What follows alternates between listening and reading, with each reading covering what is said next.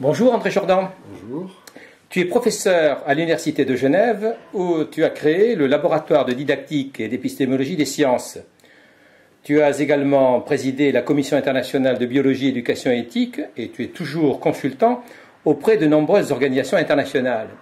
Mais ma question forte que je souhaite te poser aujourd'hui, c'est relatif à la création en 1979 des Journées de Chamonix. Tu es un des créateurs de ces journées. Le créateur de ces journées. Et après, Jean-Louis Martinan m'a rallié pour donner un autre versant à ces journées. Alors pourquoi créer des journées à Chamonix? Alors à Chamonix, bon, il y a un aspect anecdotique. On était à Chamonix parce qu'on devait le faire à Rouen. Il y a eu une grève, donc on était à Chamonix. Donc et puis après, par le fait qu'ensuite j'étais prof à Genève, donc ça a facilité les choses. Mais ce qui me semble le plus important, c'est pourquoi ces journées. Tout à fait. Et c'était le fait qu'à l'époque, moi je suis passé de la recherche scientifique à la recherche en éducation, et je voyais qu'en éducation, les gens restaient dans leur coin, ne confrontaient jamais leurs travaux, et c'était souvent des hagiographies.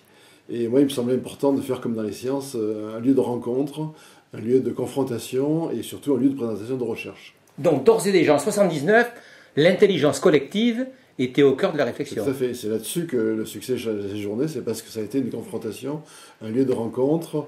Parce qu'on a fait en même temps, confrontation, ça ne veut pas dire des combats, ça veut dire mettre des gens ensemble et essayer de vivre la convivialité, si tu veux. Et quel est l'objectif alors pour un scientifique de faire en sorte qu'on puisse vivre dans la convivialité, partager, confronter des concepts, des idées, des expériences? Oui, parce que pour moi, l'éducation scientifique, c'était à l'époque quelque chose, un terrain un peu clos, un peu fermé. Chacun avait sa propre directive et il n'y avait pas du tout de recherche d'une part et de confrontation d'autre part. Et donc il fallait essayer de créer, comme en science, un cheminement, une histoire où on pouvait collectionner un petit peu les résultats des recherches. Alors, quelle réalisation? La réalisation, c'était de chaque année prendre un thème, et ensuite, pour chaque thème, de globaliser tout ce qui se faisait sur le thème. Alors on a pris des thèmes sur l'environnement, on a pris des thèmes sur la nature, on a pris des thèmes sur les jeux, comme c'est le cas de ces années par exemple. On a pris le thème de la technologie, on a pris le thème du corps humain. Et chaque fois, c'était le moyen de mettre ensemble tout ce qui se faisait en matière. Mais quand tu dis science, c'est toutes les sciences. Toutes les sciences, mais la particularité de Chamonix, c'est pas se limiter aux sciences, c'est travailler sur l'éducation, la culture ou la médiation scientifique et technique. Dans la médiation scientifique et technique, c'était aussi quand même dessous un petit peu l'objectif fondamental, c'est-à-dire c'était tout à fait ceci, c'était comment aider, comment permettre au grand public ou aux élèves, puisqu'on travaille aussi bien pour le grand public que les élèves, de s'approprier le savoir scientifique.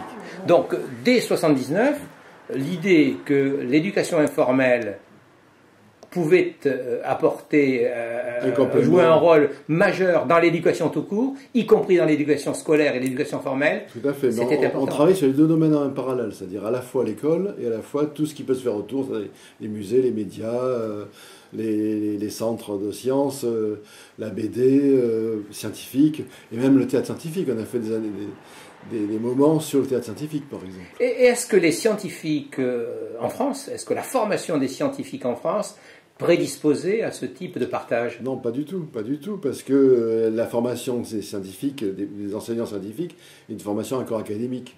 Et il manque tout le versant histoire, il manque tout le versant épistémologie, il manque tout le versant connaissance des publics. Très bien. Bon, aujourd'hui, tu viens d'intervenir lors des journées internationales sur la culture scientifique et technique au centre Pierre-Gilles de Gênes. Quel est le lien? Tout simplement parce que cette année, on n'a pas pu, pour des raisons, quelques difficultés, on n'a pas pu pouvoir faire ça sur Chamonix. Il n'y avait pas de place. C'est pris trop tard, il n'y avait pas de place. Et donc on dit on va faire des journées préparatoires. Et pourquoi le centre Pierre-Gilles de Gênes? Parce que Richard Emmanuel Listès, qui est thésard chez moi, il fait une thèse là-dessus.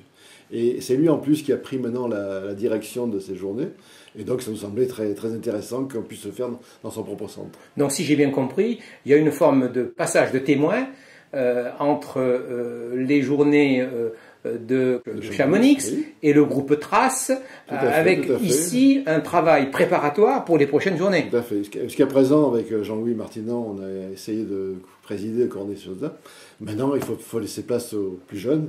Et donc, c'est intéressant que le groupe Trace prenne la direction de ces journées pour relancer ceci sur d'autres chemins. Et quel regard tu portes aujourd'hui sur, je dirais, le monde numérique tel qu'il apparaît pour les jeunes qui rentrent à l'école, que ce soit à l'école primaire ou au collège aujourd'hui? Quel regard tu portes sur ce qui se fait aujourd'hui grâce au numérique? On a déjà abordé plusieurs fois le numérique dans les journées de Chamonix. Mais l'intérêt, c'est au numérique. Pour nous, c'est un outil. Du moins, pour moi, c'est un outil. C'est pas une panacée. Il ne faut pas tomber dans la panacée.